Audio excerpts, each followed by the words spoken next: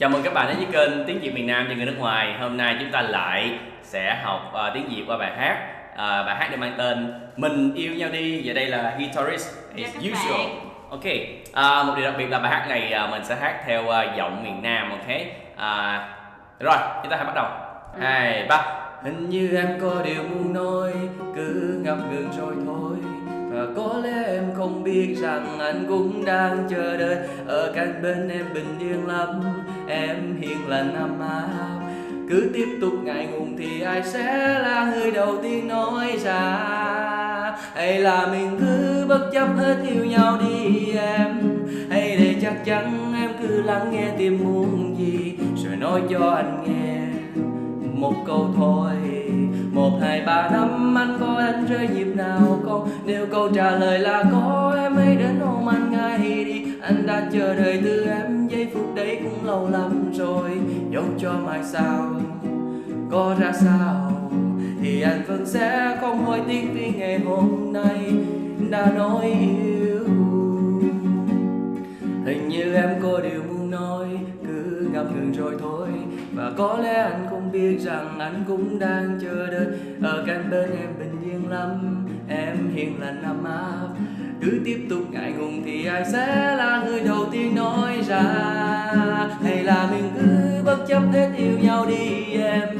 Hay để chắc chắn em cứ lắng nghe tim muốn gì rồi nói cho anh nghe một câu thôi.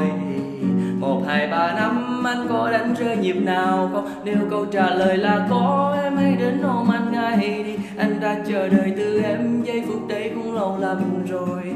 Dẫu cho mai sau có ra sao thì anh vẫn sẽ không hối tiếc vì ngày hôm nay đã nói yêu. Cho dù ta lên tông xíu đợi xíu rồi lại.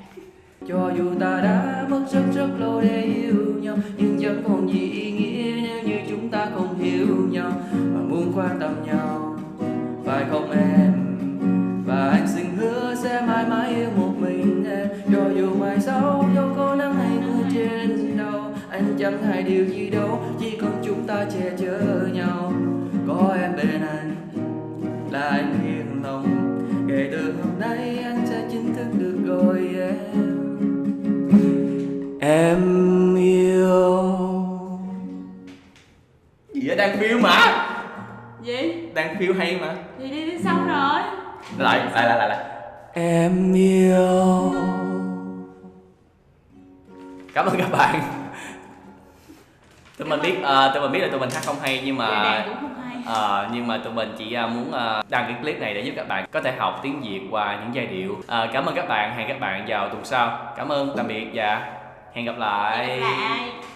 Hay là mình cứ bất chấp hết yêu nhau đi em? Hay để chắc chắn em cứ lắng nghe tim muốn gì rồi nói cho anh nghe một câu thôi. 1, 2, 3 năm anh có đánh rơi nhịp nào không? Nếu câu trả lời là có, em hãy đến ôm anh ngay đi. Anh đã chờ